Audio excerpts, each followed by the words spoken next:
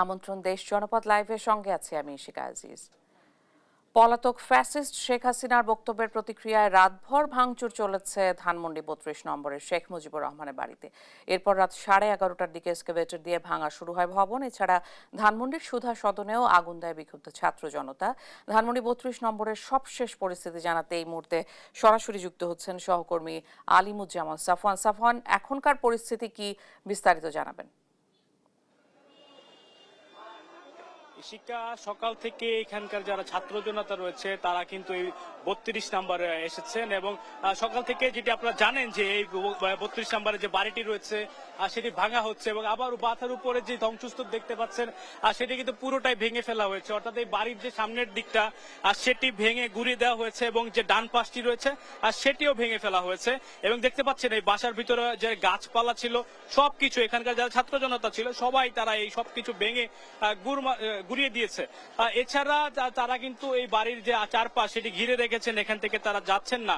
তো যখনই আর কি বুলডোজার দিয়ে বাড়ির কোনো অংশ উপড়ে দেওয়া হচ্ছে তখনই তারা কিন্তু আনন্দ উচ্ছ্বাস করছেন। তারা একসাথে সবাই হাততালি দিচ্ছেন এবং স্লোগান দিচ্ছেন যে আমার ভাই কবরে খুনি কেন বাহিরে। তারা আসলে শেখ হাসিনাকে দেশে ফিরিয়ে এনে তার যে বিচার সেটি তারা দাবি করছেন বারবার এবং বলছেন যে এই বাংলাদেশে যে স্বৈরাচার যে সরকারের যে ইতিহাস সেটি কিন্তু এই বাড়ি থেকে শুরু হয়েছিল বলে তারা স্লোগান দিচ্ছেন। তো যার কারণে তারা এই বাড়িটি আর থাকতে দিবেন না, এর জন্য এই বাড়িটি ভেঙে ফেলা হচ্ছে। তো আমরা যেটি দেখতে পেয়েছি যে গতকাল রাত থেকে এই ভাঙার কার্যক্রমটি শুরু হয় এবং রাত 11টার দিকে প্রথমে একটি গাড়ি এসে এখানে ভাঙার চেষ্টা করে। তো সেটি না পারলে পরবর্তীতে রাত 12টা থেকে আরেকটি গাড়ি এসে সেখানে এইখানে যে 32 নম্বরের যে বাড়ি সেটি ভাঙা শুরু করে। তো সারা রাত ব্যাপী কিন্তু এখানে চলেছে এবং এখানকার যারা জনতা রয়েছেন তারা কেউ এই জায়গাটি ছাড়েননি। তারা এই সারা রাত ধরে এখানে উপস্থিত ছিলেন এবং সকালে আমরা যেটি দেখতে পেয়েছি যে দেশের বিভিন্ন প্রান্ত থেকে মানুষজন এখানে এসেছেন এই বঙ্গবন্ধুর বাড়ি ভাঙার যে কাজটি দেখার জন্য এবং তারা কিন্তু এই জায়গায় উচ্ছ্বাস প্রকাশ করছেন। আপনারা দেখতে পাচ্ছেন যে এই মুহূর্তেও বাড়ির ভেতরেও কিন্তু দেখতে পাচ্ছেন যে দোতলা থেকে তিনতলা থেকে যেখানে যেখানে মানুষজন কিন্তু এখনো অবস্থান করছেন এবং অনেকে ব্যক্তিগতভাবে হাতের সামনে যা পাচ্ছেন তাই দিয়ে তাদের যে ক্ষোভের বহিঃপ্রকাশ হিসাবে বাড়ির যে ইট সেগুলোতে আসলে আঘাত করছেন এবং ভেঙে ফেলছেন। এছাড়াও যেটি দেখেছি যে ভেতরে যা ছিল সবকিছু যে কিন্তু মানুষ নিয়ে যাচ্ছে, যে লোহার থেকে শুরু করে যে জিনিসপত্র ছিল, এখানে পোড়া কিছু গাড়ি ছিল, সবকিছু মানুষ ভেঙে এখান থেকে নিয়ে যাচ্ছেন। তো সব মিলে বলা চলে যে উত্তেজিত জনতা গতকালকে যে কর্মসূচি দেয়, আপনারা জানেন যে পতিত সরকারের প্রধানমন্ত্রী শেখ হাসিনা তিনি গতকাল ভারত থেকে একটি অডিও বার্তা দেওয়ার ঘোষণা দেয়। তো তারই প্রেক্ষিতে কিন্তু যে ছাত্র জনতা তারা কিন্তু ক্ষোভে ফুঁসে ওঠেন এবং তারা এই যে বঙ্গবন্ধুর বাড়ি 32 নম্বরে লং মার্চ টু 32 অথবা বুলডোজার দিয়ে যে বাড়ি ভেঙে ফেলার যে কর্মসূচি সেটি কিন্তু তারা ঘোষণা করেন। তো সেটি রাত 9টা থেকে থাকলেও গতকাল রাত 8টা থেকে আমরা দেখতে পেয়েছি যে এখানে যারা উত্তেজিত ছাত্র জনতা রয়েছে তারা কিন্তু এখানে এসে জড়ো হন এবং এখানে প্রথমে তারা ব্যক্তিগতভাবে এখানে ভাঙা শুরু করেন এবং তখন ভাঙতে ব্যর্থ হলে তারপর তারা কিন্তু ওই বাড়িতে আগুন ধরিয়ে দেয়। শুধুমাত্র একটি বাড়ি না, এর পাশে যতগুলো ভবন রয়েছে এর পাশে একটি ভবন দেখতে পাচ্ছেন যে সেখানেও কিন্তু উত্তেজিত জনতা উপস্থিত হয়েছেন আর সেই বাড়িটিও তারা নিজ উদ্যোগে ভেঙে ফেলছেন। তার পেছনে যে জায়গাটি রয়েছে আরেকটি ভবন রয়েছে পেছনে, সেখানে দেখতে পেয়েছি আর সেখানেও মানুষজন প্রবেশ করেছে এবং ভেতর থেকে যা পাচ্ছেন তারা কিন্তু সেগুলো নিয়ে যাচ্ছেন। অনেককে আবার দেখেছি যে তারা হাতে রঙের স্প্রে নিয়ে এসেছেন এবং এখানে স্প্রে করে দেয়ালে লিখে দিচ্ছেন, তাদের বিভিন্ন কথা লিখে দিচ্ছেন। তো সব মিলিয়ে যেটি আপনারা দেখতে পাচ্ছেন যে এখনো কিন্তু যে ভাঙার যে কার্যক্রম সেটি কিন্তু চলছে। তো কিছুক্ষণ আগে যেটি আমরা দেখতে পেয়েছি যে সকাল থেকে যে বুলডোজার দিয়ে ভাঙার কার্যক্রমটি ছিল, বুলডোজার কিছুটা বিরতি নিয়ে ভাঙার কাজটি করছিল। তো কিছুক্ষণ আগে একটি বুলডোজার এখান থেকে চলে যায় এবং হয়তো কিছুক্ষণের মধ্যে আরেকটি বুলডোজার এলে বাকি যে ভাঙার কাজটি সেটি হয়তো তারা করবেন। তো আমার কাছে এই ছিল ধানমন্ডি 32 থেকে সর্বশেষ খবর। সাফওয়ান, অনেক ধন্যবাদ আপনাকে। কুষ্টিয়া শহরের পিটিআই সড়কের আওয়ামী লীগের যুগ্ম সাধারণ সম্পাদক মাহবুবুল আলম হানিফের বাড়ি গুড়িয়ে দিয়েছে বিক্ষুব্ধ ছাত্র জনতা। এ নিয়ে আরো জানাতে সরাসরি যুক্ত হচ্ছেন সহকর্মী নাহিদ হাসান তিতাস। তিতাস, এখনকার পরিস্থিতি কি, বিস্তারিত জানাবেন। ইশিকা, ছাত্র জনতার ক্ষোভের আগুনে কিন্তু একেবারে ধ্বংসস্তূপে পরিণত হয়েছে কুষ্টিয়া ৩ আসনের সংসদ সদস্য ও বাংলাদেশ আওয়ামী লীগের যুগ্ম সাধারণ সম্পাদক মাহবুল আউল হানিফের পিটিআই রোডের যে বাড়িটি রয়েছে সেটি আমি রয়েছি সেই বাড়িতে। সকাল থেকে এখানে যারা উৎসুক জনতা আছে তারা কিন্তু আসছেন এই ধ্বংসস্তূপ যে বাড়িটি সেটি কিন্তু দেখছেন। এই বাড়িতে বসেই কিন্তু গত ২০১৪ সাল থেকে মাহবুল আলম হানিফ এবং তার ভাই আতাউর রহমান আতা কিন্তু একটি ত্রাসের রাজত্ব কায়েম করেছিলেন। এখানে বসে টেন্ডারবাজি, চাঁদাবাজি, সাধারণ মানুষকে নির্যাতন সহ গোপন যত ধরনের মিটিং হতো এই বাড়িতে হতো। সেই তার পরিপ্রেক্ষিতেই কিন্তু বিক্ষুব্ধ ছাত্র জনতার ক্ষোভের মুখে পড়ে এবং গতকাল রাত ৯টার দিকে কিন্তু ছাত্র জনতা একটি মিছিল নিয়ে এই বাড়ির সামনে আসে এবং এটি ভাঙচুর করে এবং অগ্নি সংযোগ করে। তারপরে কিন্তু বুলডোজার নিয়ে সেটি ভেঙে দেওয়া হয়। এখন পর্যন্ত কিছু কিছু মানুষ এসেছে, কিছু ছাত্র জনতা এসেছে, তারা কিন্তু এখানকার রড থেকে শুরু করে যে কিছু কিছু স্থাপনা রয়েছে সেগুলা কিন্তু ভেঙে নিয়ে যাওয়া হচ্ছে এবং সাধারণ যারা দর্শনার্থী আছে তারাও কিন্তু এখানে দেখতে আসছেন যে আসলে এই বাড়িটির পরিস্থিতি কি। আমি এ বিষয়ে এই বৈষম্য বিরোধী ছাত্র আন্দোলনের যারা নেতৃত্ব রয়েছে আমি তাদের সাথে কথা বলেছি। তারা যেটা বলছে যে আসলে এই বাংলাদেশে কোনো স্বৈরাচারের দোসরের কোনো অস্তিত্ব তারা রাখবে না, তার জন্যই তারা কিন্তু এই অভিযান চালিয়েছে। আমি সাধারণ মানুষের সাথে এখানে যারা উৎসুক যে জনতা দেখতে আসছেন তাদের সাথে কথা বলেছি। তারা যে কথাটি বলছে যে আসলে এটি একটি রাজনীতির বিদ্যের জন্য মেসেজ, যদি এই দেশে আর কোনো স্বৈরাচার পতিত হয়, স্বৈরাচার আসে বা স্বৈরাচার গিরি করতে যায় কোনো রাজনীতিবিদ, তাহলে কিন্তু তাদের পরিণতিও এইরকমই হবে বলেই তারা একটি মেসেজ দিয়েছেন। আমার সাথে এখানে একজন সাধারণ মানুষ রয়েছে, আমি তার সাথে একটু কথা বলতে চাই। আসলে এই যে বাড়ি দেখেছেন গতকাল বিক্ষুব্ধ ছাত্র জনতা ভাঙচুর করেছে, আসলে এই বিষয়টাকে কি হিসেবে দেখছেন আপনারা? আপনারা জানেন যে এই হানিফ স্বৈরাচার খুনি ফ্যাসিস্ট হাসিনার আত্মীয় থাকাকালীন বিনা ভোটে এমপি হয়ে পুরো বাংলাদেশ লুটপাট রাজত্ব চালাচ্ছে এই বাড়ি থেকে। যত চাঁদা কালেকশন করা তার অনেকে দোসররা ছিল, আতা সহদি বিভিন্ন অঙ্গ সংগঠন ছিল, তারা এই বাড়ি থেকে চাঁদা কালেকশন করতে করার পর পুরো বাংলাদেশটাকে মানে লুটপাট করছে এরা। আমরা চাইনি যে এই স্বৈরাচারের কোনো দোসর দুর্নীতিবাজ লুটপাট এই দেশে থাকুক বা পুনরায় আমরা চাই ওদের বিচার মানে সুষ্ঠু বিচার চাই ওদের। যেমনটি শুনছিলেন আসলে এখানে সাধারণ মানুষের যে মতামত, তারা বলছে যে আসলে এই স্বৈরাচারের যারা দোসর আছে তাদের জন্য কোনো অস্তিত্ব এই দেশে না থাকে, এমনটাই বলছিলেন। আপনাকে একটু জানিয়ে রাখতে চাই যে গতকাল রাত ৯টা থেকে বিক্ষুব্ধ ছাত্র জনতার এই অভিযানে কিন্তু মাহবুল আলম হানিফ সহ জেলা আওয়ামী লীগের সভাপতি সদরুদ্দিন খান এবং যুবলীগ নেতা বাদশার বাড়ি সহ বেশ কয়েকটি বাড়িঘর ভাঙচুর করা হয়েছে। এই ছিল কুষ্টিয়া থেকে আমার কাছে সর্বশেষ খবর। ইশিকা। তিতাস, অনেক ধন্যবাদ আপনাকে। বরিশাল সিটি কর্পোরেশনের সাবেক মেয়র ও মহানগর আওয়ামী লীগ সাধারণ সম্পাদক সাদিক আব্দুল্লাহ ও আওয়ামী লীগের সাবেক মন্ত্রী আমির হোসেন আমুর বাসভবন ভাঙচুর করেছে বিক্ষুব্ধরা। এ নিয়ে আরও জানাতে সরাসরি যুক্ত হচ্ছেন সহকর্মী শাকিল মাহমুদ। শাকিল, এই মুহূর্তে কি পরিস্থিতি বিরাজ করছে বরিশালে, জানাবেন? দেখুন, আমার পিছনে যে ধ্বংসস্তূপটি দেখতে পাচ্ছেন এটি বরিশাল সিটি কর্পোরেশনের সাবেক মেয়র এবং মহানগর আওয়ামী লীগের যে সাধারণ সম্পাদক সেনিয়াবাদ সাদিক আব্দুল্লাহ তার বাসভবন, এবং এই বাসভবনেই তার দাদা আব্দুর রব সেনিয়াবাদ উনি থাকতেন এবং তারপরে তার বাবা সাবেক চিফ হুইপ আবুল হাসনাত আব্দুল্লাহ উনি এখান থেকে রাজনীতি বরিশাল সহ দক্ষিণাঞ্চলের রাজনীতি পরিচালনা করছেন।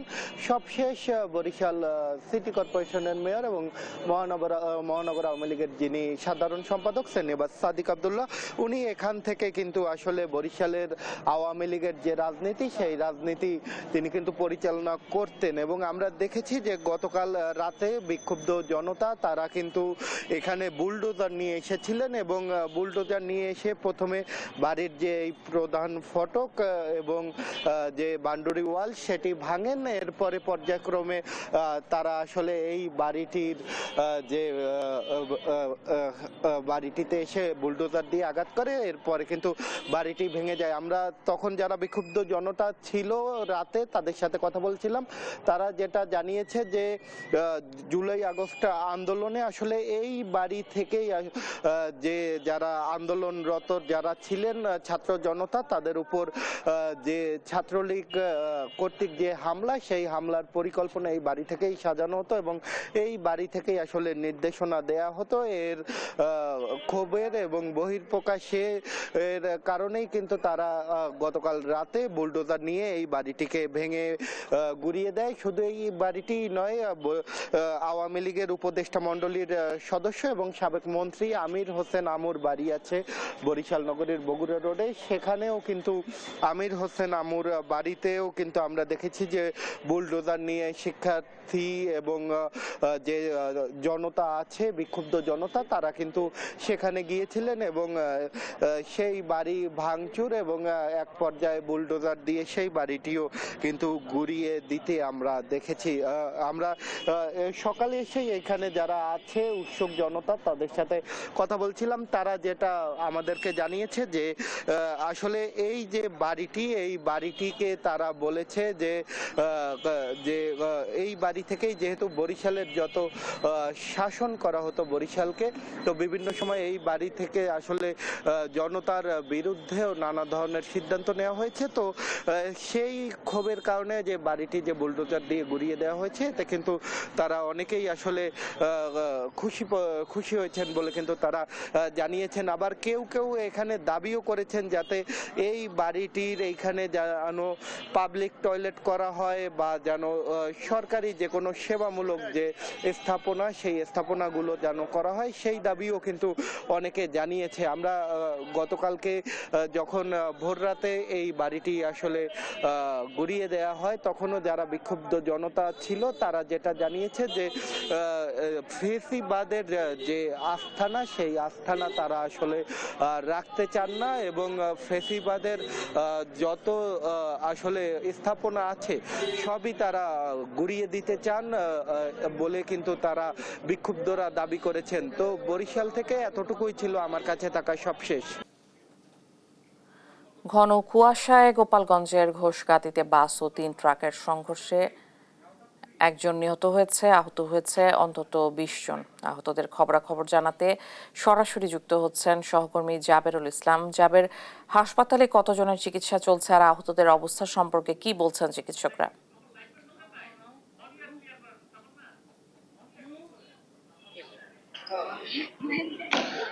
ইশিকা, আপনি যেমনটি বলছিলেন, আজ সকাল 7:30টার দিকে ঢাকা খুলনা মহাসড়কে গোপালগঞ্জ সদর উপজেলার ঘোষগাতি এলাকায় দুটি বাস এবং তিনটি ট্রাকের মধ্যে দুটি ট্রাক এবং একটি কাভার্ড ভ্যানের সংঘর্ষ হয়।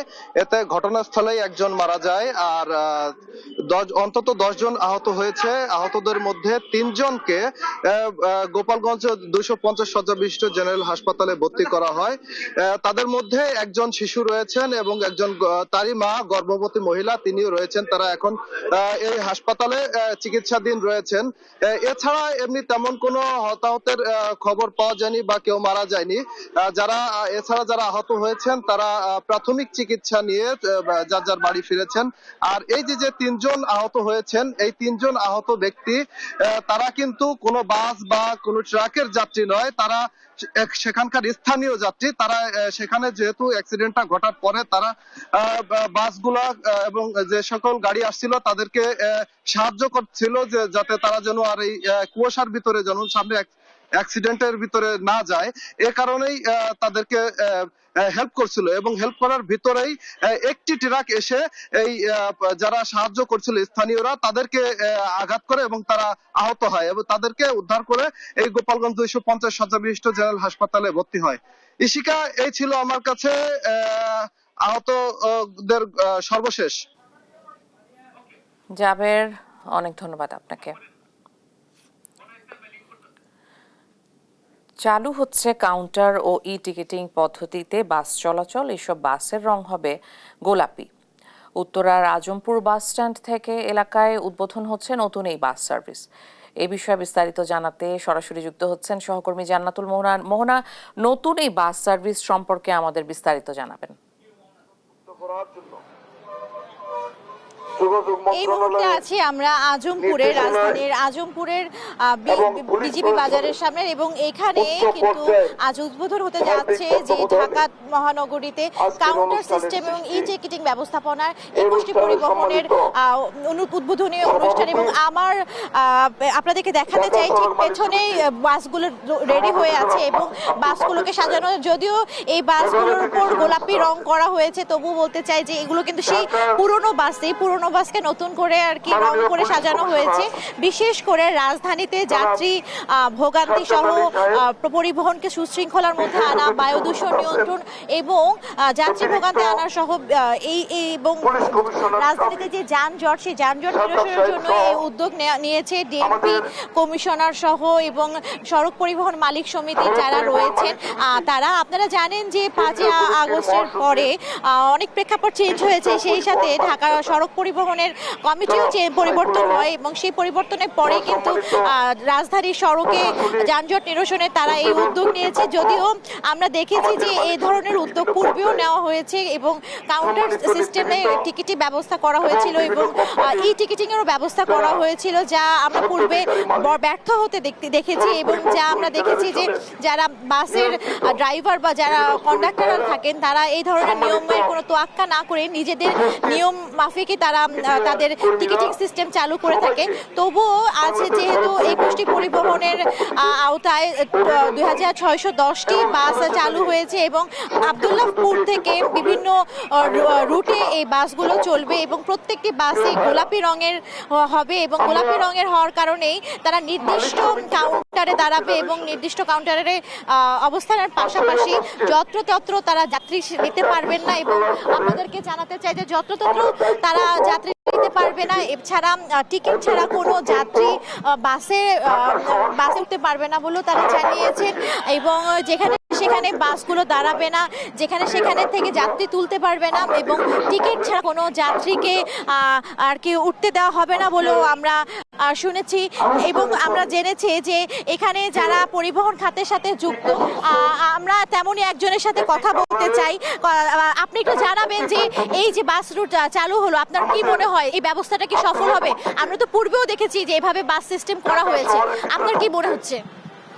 যে আমার মনে হচ্ছে যে আমরা পুলিশের সহযোগিতা এবং কি আমাদের মালিক পক্ষ থেকে যে সহযোগিতা, শ্রমিকদের একটু সুবিধা দেওয়া হয় তা আমাদের এটা ধরে রাখা সম্ভব।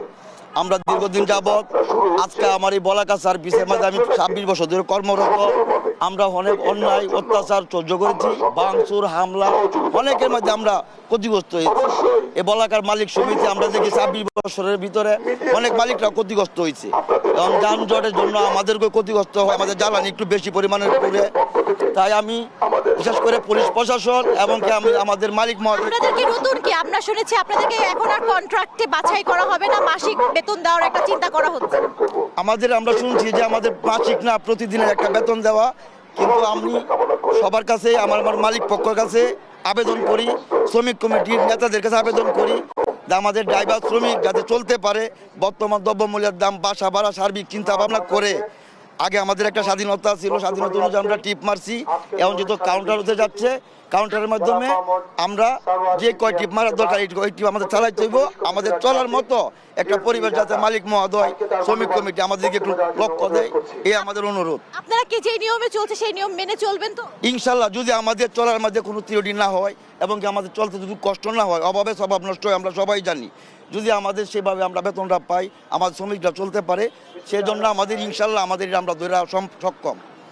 শুনছিলেন একজন পরিবহন চালক জানাচ্ছিলেন যে এই সিস্টেমটি যদি চালু করা হয়, ই টিকিটিং এবং কাউন্টার সিস্টেম, এবং তাদের যদি ন্যায্য বেতন ভাতা দেওয়া হয়, তাহলে তারা সফলভাবে এই যে নতুন সিস্টেম, সেই সিস্টেমের মাফিক তারা রাজধানীর সড়কে পরিবহন চালাতে পারবেন এবং তারা নিয়ম মাফিকই তারা এই সড়কে পরিবহন চালাতে সক্ষম হবেন। তো রাজধানীর আজমপুর থেকে এই ছিল আমার কাছে সর্বশেষ সংবাদ।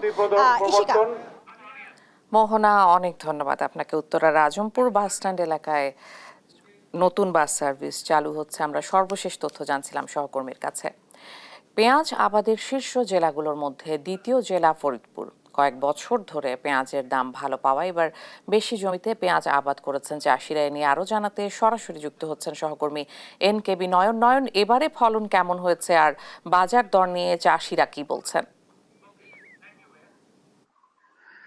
ধন্যবাদ ইশিকা। আমি এই মুহূর্তে দাঁড়িয়ে আছি ফরিদপুরের সালথা বলমারী উপজেলার সীমান্তবর্তী একটি পেঁয়াজ আবাদের মাঠে। আসলে আপনি জেনে থাকবেন এই আমাদের ফরিদপুর জেলা কিন্তু সারা দেশের মধ্যে পেঁয়াজ উৎপাদনের দিক দিয়ে কিন্তু দ্বিতীয় অবস্থানে আছে এবং এই জেলার পেঁয়াজ কিন্তু সিংহভাগ পেঁয়াজ কিন্তু সারা দেশের কিন্তু রপ্তানি হয় এবং সারা দেশের কিন্তু যোগান চাহিদা কিন্তু এই ফরিদপুরের পেঁয়াজ দিয়ে মেটানো হয়। তো আপনি আমরা কৃষি সম্প্রসারণ অধিদপ্তর সূত্রে জানতে পেরেছি এবার কিন্তু ৪৩,০০০ হেক্টর অধিক জমিতে কিন্তু এবার পেঁয়াজের আবাদ হচ্ছে এবং আমরা চাষিদের সঙ্গে কথা বলেছি। চাষিদের কিন্তু এমনটি অভিযোগ যে তারা কিন্তু ঠিক মতন সার ঔষধ পেলেও কিছু কিছু সার কিন্তু তারা ঠিক মতন টাকায় মিলাতে পারেন না এবং শ্রমিকের মূল্য বৃদ্ধি এবং সারের মূল্য বৃদ্ধি সবকিছুর কিন্তু এই মানে দাম বাড়ার কারণে খরচের উৎপাদন খরচটা কিন্তু তাদের মানে অন্যান্য বারের থেকে বাড়বে এমনটি কিন্তু তারা বলেছেন। কিন্তু তারা আরো আমাদের জানিয়েছেন যে এই যে মানে অধিক খরচ, এই অধিক খরচ পোষাতে পেঁয়াজের দামটা যদি ভালো হয় তাহলে কিন্তু তারাই সহজে কিন্তু খরচ মেটাতে পারবেন। এবং আপনি জেনে থাকবেন আমাদের এই ফরিদপুরের মধ্য কিন্তু সালথা উপজেলা পেঁয়াজের রাজধানী হিসেবে খ্যাত এবং এখানে কিন্তু এমন কোনো মাঠ নেই যেখানে কিন্তু এই পেঁয়াজের আবাদ না হয়। এবং আরো জেনে থাকবেন যে আমাদের এই পেঁয়াজটা কিন্তু আর 1 থেকে 2 মাসের ভিতর কিন্তু এই পেঁয়াজটা কিন্তু মানে উঠবে এমনটি চাষিরা জানিয়েছেন। তো এই ছিল আমার কাছে ফরিদপুর থেকে সর্বশেষ খবর। নয়ন, অনেক ধন্যবাদ আপনাকে। মাগুরার বোরো ধান থেকেই জেলার ৮০% চাহিদার পূরণ হয়। এ নিয়ে আরো জানাতে সরাসরি যুক্ত হচ্ছেন সহকর্মী পঙ্কজ রায়। পঙ্কজ, এই বছর ধানের ফলন কেমন দেখছেন? ধন্যবাদ ইশিকা। আমাদের দক্ষিণবঙ্গের ভিতর সবচাইতে অন্যতম ছোট জেলা হলো মাগুরা। এই মাগুরা ছোট জেলা হলেও এর প্রধান কৃষি নির্ভর এলাকা আমাদের এই মাগুরা জেলা, যার কারণে আমাদের এলাকায় কোনো শিল্প কলকারখানার বেশি না থাকায় আমাদের জনপদ মূলত কৃষি নির্ভর। এবং মাগুরায় যে বোরো চাষ হয়, এই বোরো চাষের কারণে মাগুরার ৮০% খাদ্যের উৎপাদন এই বোরো চাষের মাধ্যমে আমরা পেয়ে থাকি এবং অন্যান্য রোপা আমন থেকে আর 20%-এর কভারেজ হয়। এদিকে আমরা আপনাকে জানিয়ে রাখি মাগুরায় এবার ৩৯,৩৯৬ হেক্টর হেক্টর জমিতে লক্ষ্যমাত্রা নির্ধারণ করা হয়েছে, কিন্তু বোরো ধানের আবাদ হচ্ছে ৩৩,৬২৫ হেক্টর জমিতে, যেটা এবার মানে জমির অপতলতা অনেকেই ধান চাষে এখন আর আগের মতো আগাচ্ছে না, কারণ সারের দাম, কীটনাশকের দাম বৃদ্ধি, জনবল সংকট, টোটাল যান্ত্রিকরণ না হওয়ায় এখন এখানকার কৃষকরা আস্তে আস্তে ধান চাষ বাদ দিয়ে অন্যান্য সবজি চাষের দিকে যাচ্ছে। যতটুকু তারা ধান চাষ করছে নিজের খাবার সংসারের খাবারের জন্য তারা ধান চাষটুক করছে। এদিকে আমরা জানতে পারি মাগুরা জেলায় শালিকা এবং মোহাম্মদপুর উপজেলায়, এই দুটি উপজেলায় কৃষি বিভাগের মাধ্যমে সমবায় পদ্ধতিতে কিছু চাষাবাদ করা হচ্ছে, যেটা মানুষকে জানানো হচ্ছে, কৃষককে জানানো হচ্ছে যে আপনারা বৈজ্ঞানিক নিয়মে ধান চাষ করুন, এতে করে আপনাদের ধানের লাইনগুলো সঠিক থাকবে, ধানের স্প্রে ওষুধ এগুলো সব সঠিক থাকবে। কিন্তু আসলে মাগুরার কৃষকেরা কৃষি বিভাগের সম্পূর্ণ না মানায় বা সম্পূর্ণ নির্দেশনা না মানায় এখানকে বোরো ধানের চাষে খুব ব্যাহত হচ্ছে। এদিকের যে কৃষকেরা তারা এখন পর্যন্ত সনাতন পদ্ধতি এবং যান্ত্রিকরণের বিষয়টি এখনো 100% তাদের সম্ভব হয়নি। চৈত্র মাসের দিকে এখানে পানির সেচের অনেক সমস্যা থাকে, যার কারণে কৃষকের জমিতে মাটি গর্ত করে স্যালো মেশিন দিয়ে পানি উঠাইতে হয়। এখানে সব ময়মনসিংহের বেশিরভাগ সরকারি প্রাথমিক বিদ্যালয়ে শ্রেণীকক্ষ সংকটে ব্যাহত হচ্ছে শিক্ষা কার্যক্রম। এ নিয়ে আরও জানাতে সরাসরি যুক্ত হচ্ছেন সহকর্মী ইলিয়াস আহমেদ। ইলিয়াস, শ্রেণীকক্ষ সমস্যার সমাধানে কর্তৃপক্ষ কি পদক্ষেপ নিয়েছে? শ্রেণীকক্ষ সংকটের কারণে ময়মনসিংহের সরকারি প্রাথমিক বিদ্যালয়গুলোতে কিন্তু ব্যাহত হচ্ছে পড়াশোনা, পাশাপাশি পরীক্ষাও। কিন্তু আমরা দেখেছি যে ময়মনসিংহ সিটি কর্পোরেশন সহ ময়মনসিংহ জেলার প্রত্যেকটি উপজেলায় কিন্তু শ্রেণী সংকট চরম আকার ধারণ করেছে। অর্থাৎ শিক্ষার্থী বৃদ্ধির সঙ্গে সঙ্গে কিন্তু শ্রেণীর কক্ষ সংকটের কারণে তাদের অনেকেই কিন্তু গাদাগাদি করে ক্লাসে বসতে হয় এবং শিক্ষার্থীরা বলছেন যে কারণে তাদের পড়াশোনা এবং পরীক্ষা দিতেও কিন্তু অনেকটাই সমস্যা হচ্ছে। এই বিষয়টি নিয়ে আমরা শিক্ষার্থী এবং শিক্ষক যারা রয়েছেন তাদের সঙ্গে কথা বলেছিলাম। তারা বলছেন যে বারবার ঊর্ধ্বতন কর্তৃপক্ষকে সেই বিষয়টি কিন্তু তারা অবহিত করেছেন, তারপরেও কিন্তু কোনো কাজের কাজ হচ্ছে না এবং তারা বলছেন যে যদি পড়াশোনার মান নিশ্চিত করা যায় তাহলে শ্রেণীকক্ষ যে সংকট রয়েছে সেটি কিন্তু বৃদ্ধি করতে হবে, সেই বিষয়টি তারা বলছিলেন। আমি এখন রয়েছি ময়মনসিংহের প্রাণকেন্দ্র গাঙ্গিনাপাড় সরকারি প্রাথমিক বিদ্যালয়ে রয়েছে, কিন্তু আমি একটি ক্লাসে রয়েছি। সেই ক্লাসে কিন্তু আপনার মাধ্যমে দর্শকদের দেখাতে চাই একেবারেই শিশুরা কিন্তু গাদাগাদি করে বেঞ্চে বসেছে এবং তারা বলছেন যে প্রতিদিনই তাদেরকে কিন্তু এইভাবে ক্লাসে বসে কিন্তু পড়াশোনা করতে হয়, যার কারণে কিন্তু তাদের ক্লাস পরীক্ষা এবং যে নিয়মিত ক্লাস করতে তাদের অনেকটাই সমস্যা হচ্ছে, সেই বিষয়টি তারা বলছিলেন। অর্থাৎ গাঙ্গিনাপাড় সরকারি প্রাথমিক বিদ্যালয়ে প্রায় 3 শতাধিক শিক্ষার্থী রয়েছে, তাদের জন্য মাত্র 3টি শ্রেণীকক্ষ এবং সেই বিষয়টি নিয়ে শিক্ষকরাও কিন্তু উদ্বেগ প্রকাশ করেছে এবং তারা বলছেন যে বিভিন্ন সময় তারা কিন্তু সেই বিষয়টি ঊর্ধ্বতন কর্তৃপক্ষকে অবহিত করেছেন। জানতে চাই তোমাদের কি সমস্যা হচ্ছে? আমাদের ক্লাস নেই, আমাদের মাত্র 3টে ক্লাস, আমাদের বসতে অনেক অসুবিধা হয়। আমাদের একটি খেলার মাঠ নেই, তাই আমরা খেলতে পারি না। অন্যান্য স্কুলে খেলা হয়, আমরা খেলতে পারি না। আমাদের অনেক সমস্যা হয় বসতে এবং পরীক্ষা দিতে অনেক সমস্যা হয়। শ্রেণীকক্ষ সংকটের পাশাপাশি তাদের খেলার মাঠ নেই, সেই বিষয়টি কিন্তু তারা বলছিলেন। আমরা যদি এই স্কুলের প্রধান শিক্ষক একটু জানতে চাই সেই বিষয়ে অবহিত করেছেন কিনা কর্তৃপক্ষ? আমাদের সবচেয়ে বড় স্বল্পতা হলো শ্রেণীকক্ষ স্বল্পতা। আমার দেখা যাচ্ছে যে এক ক্লাসে প্রায় 50 উপরে শিক্ষার্থী, ওদের এক রুমে বসতে দেওয়া কষ্ট, পাঠদান ব্যাহত হচ্ছে। এখন এই মুহূর্তে যদি আমার শাখা না করা হয় ওদের পড়াশোনার মান আমি ভালো করতে পারবো না। আর ধন্যবাদ। তিনি বলছিলেন যে তাদের কিন্তু একেবারেই শ্রেণীকক্ষ সংকটের কারণে পড়াশোনা কার্যক্রম ব্যাহত হচ্ছে এবং সেই বিষয়টি ঊর্ধ্বতন কর্তৃপক্ষকে তারা জানিয়েছেন এবং আমরা এই বিষয়টি নিয়ে ঊর্ধ্বতন কর্তৃপক্ষের সঙ্গেও কথা বলেছিলাম। তারা বলছেন যে প্রয়োজনীয় ব্যবস্থা নেওয়ার জন্য কিন্তু তারা মন্ত্রণালয়ে তাগিদ দিয়েছেন। এই ছিল আমার কাছে ময়মনসিংহ থেকে সর্বশেষ। ধন্যবাদ আপনাকে। মুন্সিগঞ্জের কাটাখালী মুন্সিরহাট মীর কাদিমে খাল ভরাট করে তৈরি হচ্ছে বহুতল ভবন অবৈধ স্থাপনা। এ নিয়ে আরো জানাতে সরাসরি যুক্ত হচ্ছেন সহকর্মী সুমিত কুমার সুমন। দখল বন্ধ, দখলদার উচ্ছেদে প্রশাসনের পক্ষ থেকে কোনো পদক্ষেপ দেখছেন কিনা? জি, আসলে আপনি যেমনটি বলছিলেন এই খাল দখল কিন্তু এই নতুন করে না, এটি কিন্তু যুগ যুগ ধরেই কিন্তু প্রশাসনের নীরবতার কারণে কিন্তু এই মুন্সিরহাট খাল এবং কাটাখালী খাল এবং মীর কাদিমের এই খালগুলি কিন্তু আসলে দিন দিন প্রভাবশালীদের দখলে, আসলে প্রভাবশালীদের কারণে কিন্তু দখল হয়ে যাচ্ছে। তো এখানে কিন্তু এক সময় এই খাল থেকে কিন্তু ধলেশ্বরী থেকে একেবারে পদ্মা নদীতে কিন্তু বড় বড় নৌযান চলতো। তো এখানে কিন্তু আসলে খালের দুই পার কিন্তু আসলে আস্তে আস্তে কিন্তু প্রভাবশালীরা ভরাট করে অবৈধ স্থাপনা এবং বহুতল ভবন তৈরি করছে বলে আমরা এখানে অভিযোগ পেয়েছি এবং আমরা দেখেছি। তো আমি একজন সুশীল সমাজের একজনের সাথে কথা বলবো। আপনি একটু জানাবেন যে এখানে এই নদীর এই খালে আসলে কি ছিল এবং এখন কি অবস্থা? আসলে আমাদের মুন্সিগঞ্জ শহরের অধিকাংশ খালগুলি নানাভাবে অবৈধভাবে দখল হয়ে যাচ্ছে, আর এই দখল হয়ে যাওয়ার কারণে মূলত আমাদের পরিবেশের উপর অনেক বেশি প্রভাব ফেলছে। কারণ আমাদের সুস্থভাবে বেঁচে থাকার জন্য আমাদের বসবাসের উপযুক্ত একটি পরিবেশ দরকার, কিন্তু মানুষ যেটা করছে সেটা হলো নিজের বসবাসের উপযুক্ত পরিবেশকে ধ্বংস করে আসলে নিজেরা কি বসতি করতে যাচ্ছে। আসলে এটা রোধ করা যায়? এটার জন্য আমাদের যে খালগুলো রয়েছে মুন্সিগঞ্জ শহরের যে শহর জুড়ে যে অতীতে আমরা যে খালগুলো দেখেছি সেই খালগুলোকে পুনরুদ্ধার করা অতি জরুরি। ধন্যবাদ আপনাকে।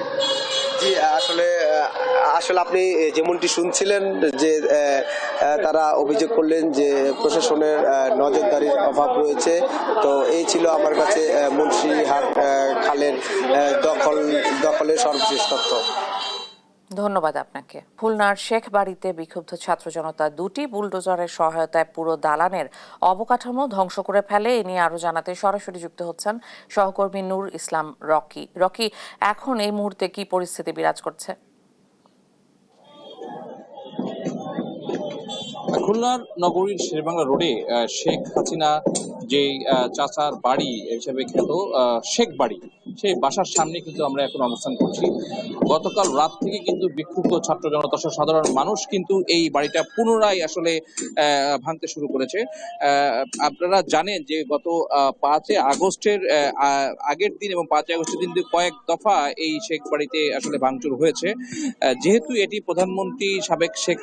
সাবেক প্রধানমন্ত্রী শেখ হাসিনার চাচার বাড়ি এবং এই বাসায় কিন্তু সাবেক সংসদ সদস্য শেখ হেলাল, সাবেক সংসদ সদস্য শেখ জুয়েল, বিসিবির পরিচালক এবং যুবলীগ নেতা শেখ সোহেল সহ তার আরো যারা আত্মীয় স্বজন আছে তারা কিন্তু এই বাসায় অবস্থান করত এবং এই শেখ বাড়িটা কিন্তু পদ্মার এপারে সব থেকে প্রভাবশালী বাড়ি হিসেবে খ্যাত ছিল এবং এইখান থেকেই পদ্মার এপারে সবকিছু নিয়ন্ত্রণ হতো বলেই স্থানীয়রা আমাদেরকে জানিয়েছেন। তো গতকাল রাতে সাবেক প্রধানমন্ত্রী শেখ হাসিনা অনলাইনে বক্তৃতা দেওয়ার পরপরই কিন্তু সারা দেশের ন্যায় খুলনায় ছাত্র জনতা বিক্ষুব্ধ ভাবে কিন্তু এই শেখ বাড়ি এসে তারা বুলডোজার দিয়ে হামলা চালায় এবং আজ সকালেও কিন্তু আমরা এসে এখানে যেটা দেখতে পেয়েছি যে বিক্ষুব্ধ জনতা কিন্তু যে যার মতো করে এই শেখ বাড়িতে এসে কিন্তু আবার পুনরায় আসলে ভাঙা শুরু করছে এবং টোটাল বাড়িটাই কিন্তু তারা আসলে ভাঙতে শুরু করেছে। আপনারা দেখেছেন যে বিপুল পরিমাণ লোক কিন্তু এখানে আছে। তো খুলনার শেখ বাড়ি থেকে এটা ছিল আমার কাছে সর্বশেষ সংবাদ। ধন্যবাদ আপনাকে।